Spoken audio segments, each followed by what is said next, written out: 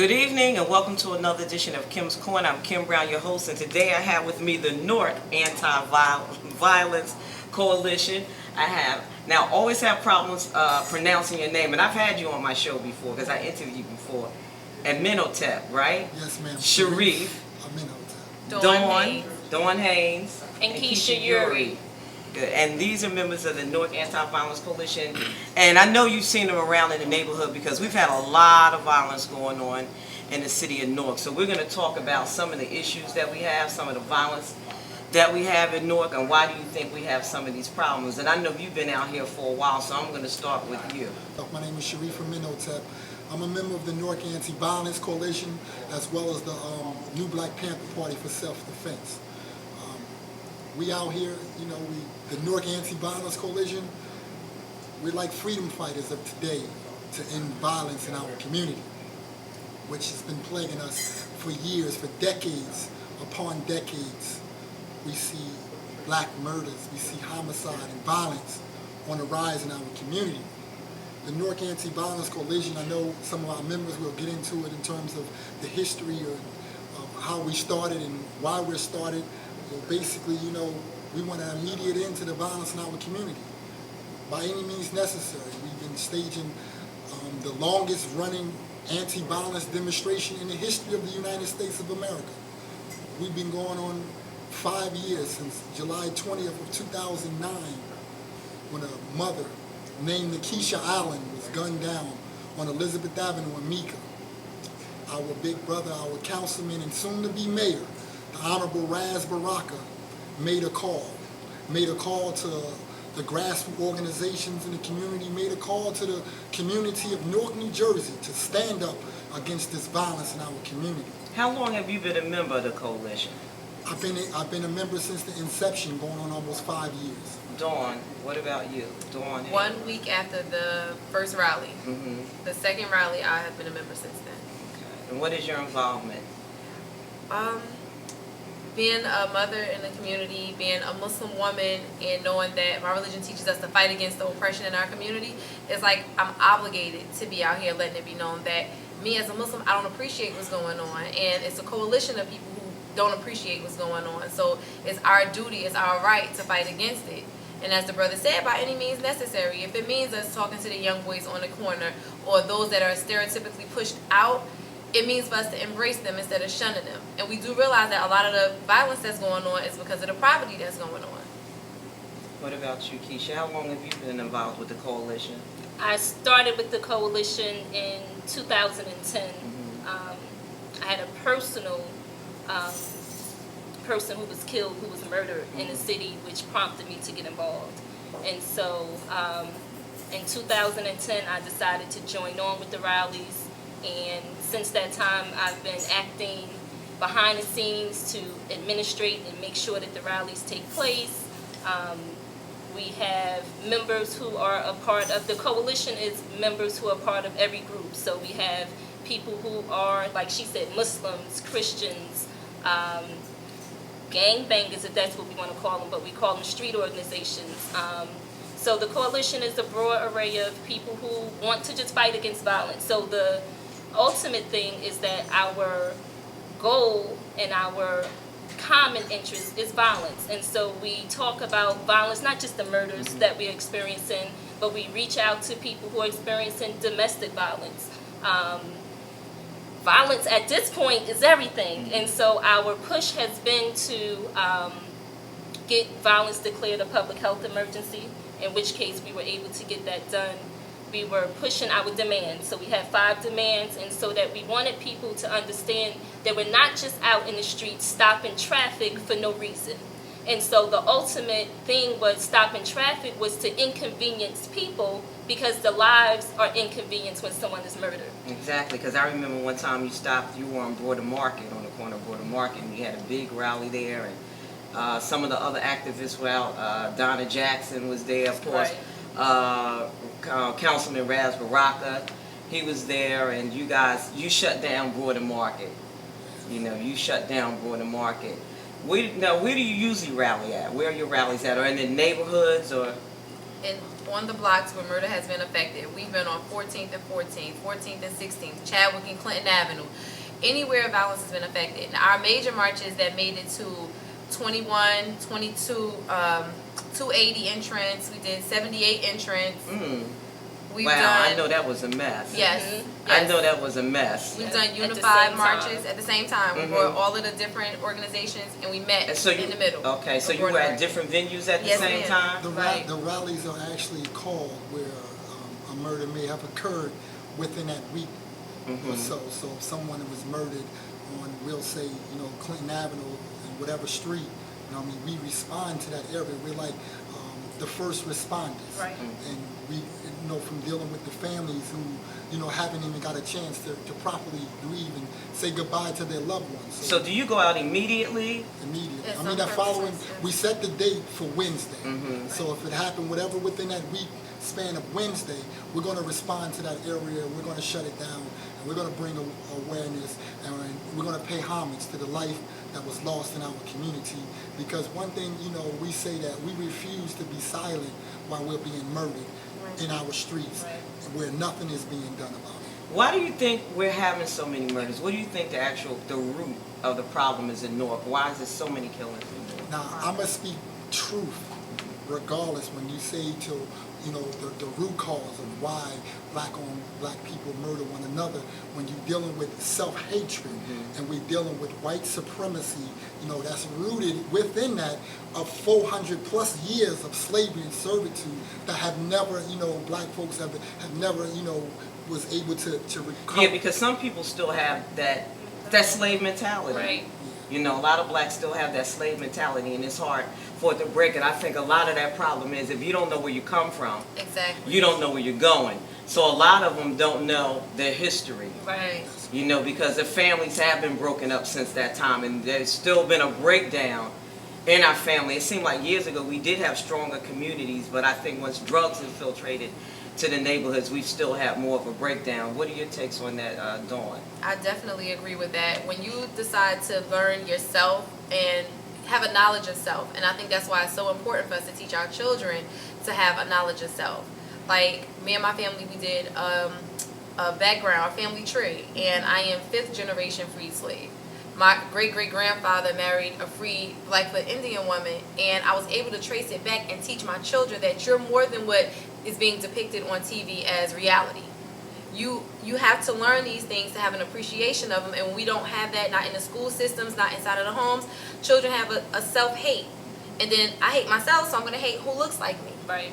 And it perpetuates violence, one way or another. Now, Keesha, you said that you had someone that was close to you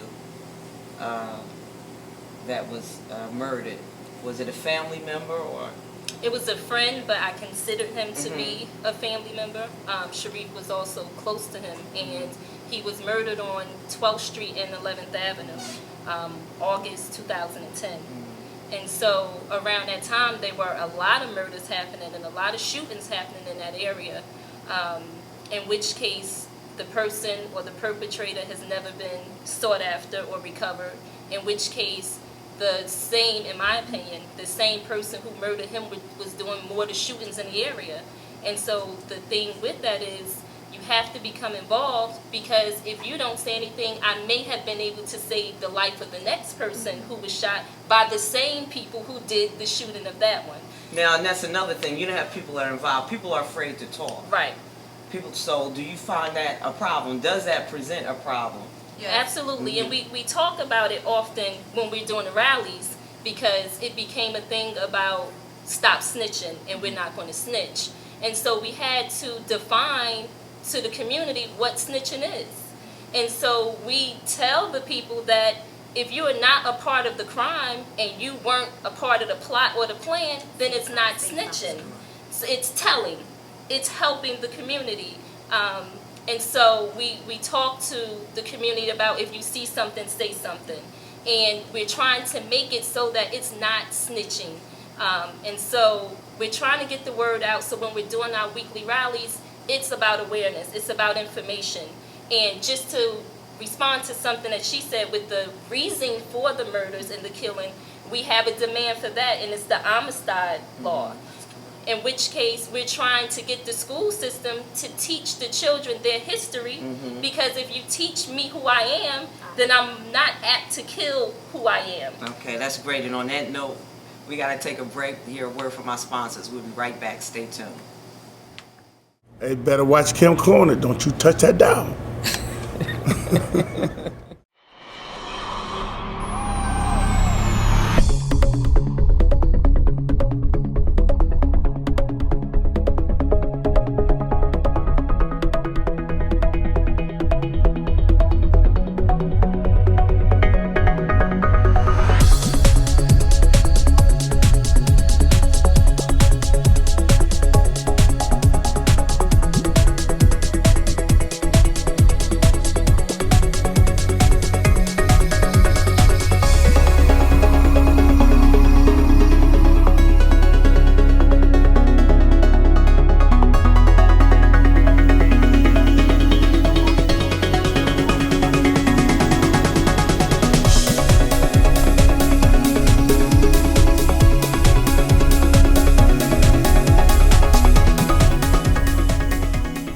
The mayor of Newark must be mayor of every single person, every single family, in every single ward.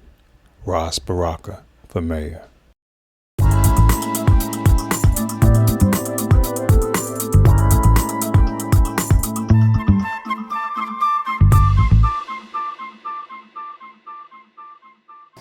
And welcome back. And I'm here with the Newark Anti-Violence Coalition. And when we left, we was talking about the Amistad Act. Right. And about the schools not really implementing that. Right.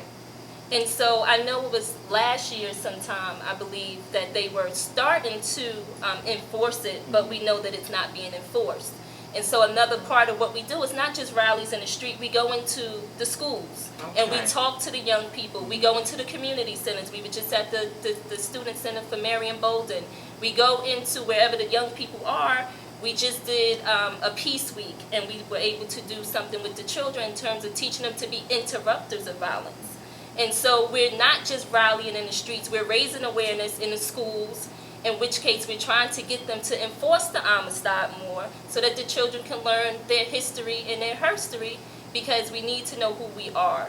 And so with our rallies comes demands. So we're not just making noise. A lot of times the community call the police on us because they're upset that we are stopping the traffic and they can't get to where they're going. The drug dealers aren't making the money. The people can't get through. The business owners are losing money. And so we try to get them to understand that when the life is lost. That's a whole domino effect. Right. That's a whole domino effect there. Right. And so it becomes, on some level, sometimes us against them. And we're not against the community. We're trying to raise the awareness. But the community is upset with us because we're stopping their flow and their day-to-day go about your business life. But when a life is lost, the family of the victim and the perpetrator's family can't go around like life is normal anymore. So it's interrupted. So everybody is going to be inconvenienced. And so that's the purpose. And so we have demands. And so we're not just making noise in the street. We're going into the school systems. We're going into the study groups. We're going into wherever we had So town how hall often do you have meetings. your rallies though? Every Is it Wednesday. weekly? Every Wednesday? for the last So 5 are they years. at different places every Yes. Wednesday? All over the city of Newark, like I spoke of before, if a murder happens in the North Ward, the South Ward, the East Ward, we there. will respond to that area and we will shut it down. I mean, by any means necessary. As the sister spoke of, we treat this violence as a disease. One of our demands is that the violence be declared a public health issue, where it affects the quality of life no matter where we're at. We're all affected, even though it may have not hit home with all of us. But I'm pretty sure we're to the point in the city of Newark that almost everyone has lost someone to senseless violence in the city, so you cannot say you're not affected. So we cannot wait for it to hit our doorstep, hit one of our family members before we get involved. We do these things as to raise the alarm of the community that, it's a public health issue and we must do something about it. We must do more than just waiting for the police to catch a murderer, waiting for the next mayor or the next city councilman to make things better. We have to for do us. something as a people. Exactly. We have to do something as a people. We have to bring the communities back together again. That's Right. our point. And most times, excuse me, Chief, I'm sorry. And most times our public relations sister, she passes out the flyers during the rally. So now you're not stuck in traffic pissed off, oh, well, here's the reason. And a lot of the times, maybe once or twice we'll get a really disgruntled person, but most times they're receptive to it, like, oh, okay, I understand. Like, thank you for at least allowing us to know what's going on. And that is important because we don't want the community to think that we're just oppressing their time. No, it's deeper than that. We're tired of what's going on in the community, and unless you're willing to help us fix it, just be patient.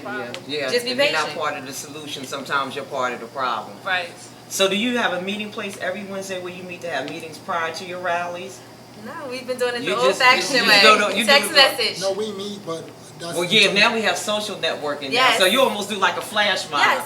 Just That text is, everybody. Engaging, Newark engagements. Okay, so how could people, if they wanted to come to one of your rallies, how could they get in touch with you? We have a phone number that they can call. Okay. We'll give that number out. That's 908-605-6282. They can call that number. Also, they can look in www.nabccoalition.com. They can look in Facebook, NABC. They can go on YouTube and pull up our videos, Newark Anti-Violence Coalition. You know, we've been around for a long time, and we're not hard to find. They know if a murder happens somewhere in the city, they can account for the Newark Anti-Violence Coalition to be somewhere, some Wednesday in the community doing something active and something positive. Rather if it's dealing with our school closings, rather if it's dealing with mayoral debates. Any issue in the city of Newark, the Newark Anti-Violence Coalition strive to be active and involved in it. What is the age group of most of your members? What do they range from? We're pretty young. We have a Yeah. 7-year-old who is dedicated and accepted Wow. an award for us on behalf of the first annual Mine's 25. Mosque 25. They did a celebration Well, for yeah, that's community Ali action. Muslim now. They call it Ali Muslim now. No, you talking about, I know which one you're talking Yes. about. Okay. Yeah, Nation of okay. Islam, Nation and of she Islam. accepted Okay. the award on behalf of the NABC, and she closes us out in the Islamic prayer each week. 77 years So old? she's been doing this since she was 6. And your oldest member? We just buried them. Yeah, okay. No And that's money. another reminder where this is a beautiful painting Right. of Yes. Amir Baraka, who just passed in January. January 9th. January 9th. We were blessed with the opportunity for the Umar movement to speak at several of our rallies. Yes. To bless us with his wisdom and teaching. He actually spoke at some of the Broad and Market rallies. Right. So what needs to be done? What can we do? What needs to be done? What can people do? The first thing we say people to do is to get involved. Mm-hmm. You must get involved. You must speak up. You must become organized. You cannot just sit on your couch and be on Facebook venting about how you feel. You must have to get out something. there. In order for in order for something to change, you must change it. Rather if it's your own life personally, or whatever. So we believe in revolution, complete constructive change. That you have a group that we don't only talk. The reason why we physically get into the intersection to physically show you something, an example of how you stop something. So they thinking of stopping traffic, but the illustration to you or the demonstration is that it doesn't stop unless we stop it. And so when we took this, prior to we coming, traffic was going to and fro. Like violence is everywhere. So we took the intersection and we stopped the traffic. So if we take that same approach to the violence and stop it, physically get involved and organize, it will stop, it will end. But it takes the whole community. Not just one group, not just us. It takes all the organizations. So the call of our first demand is that we call for 10,000 or more.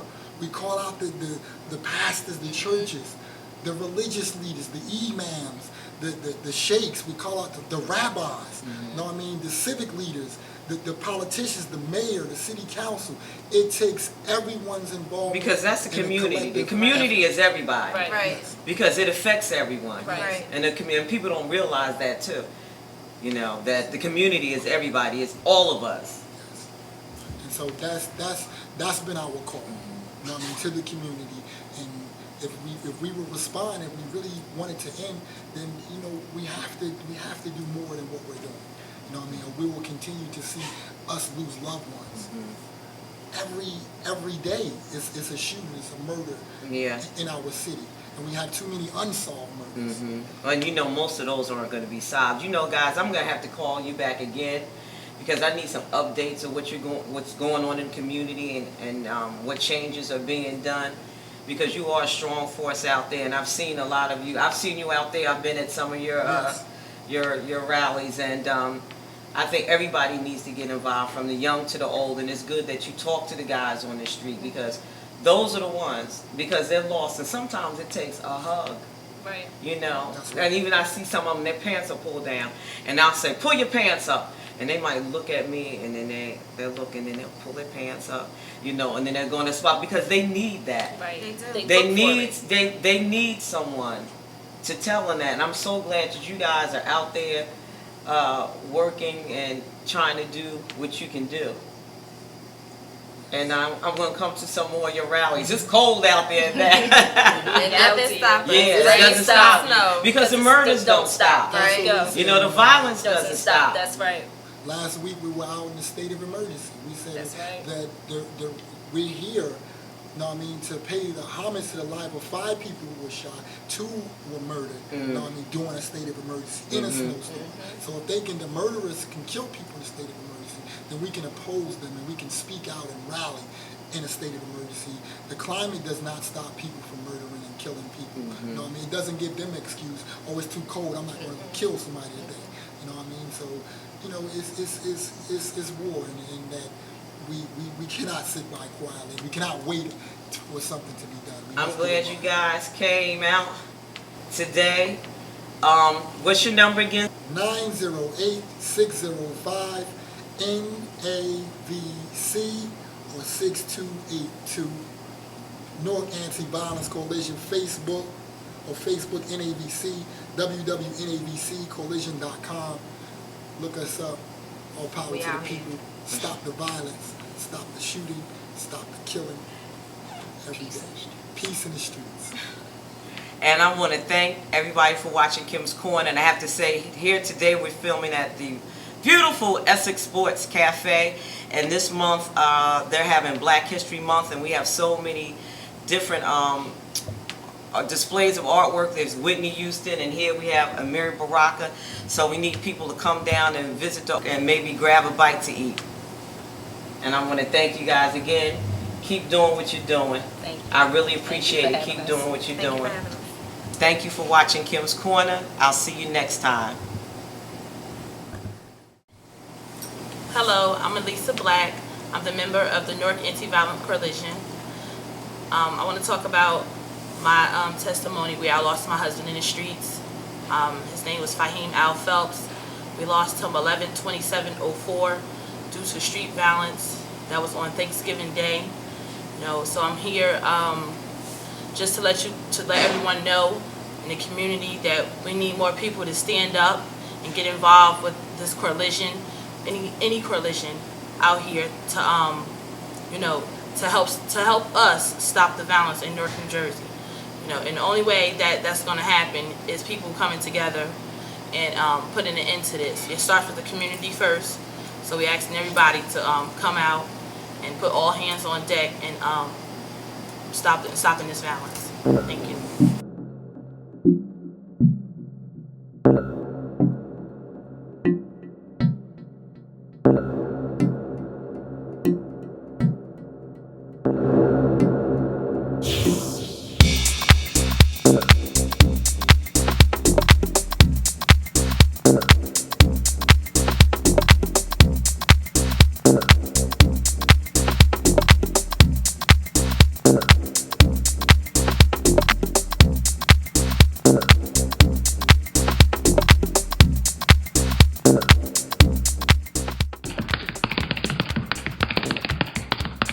Fabulous.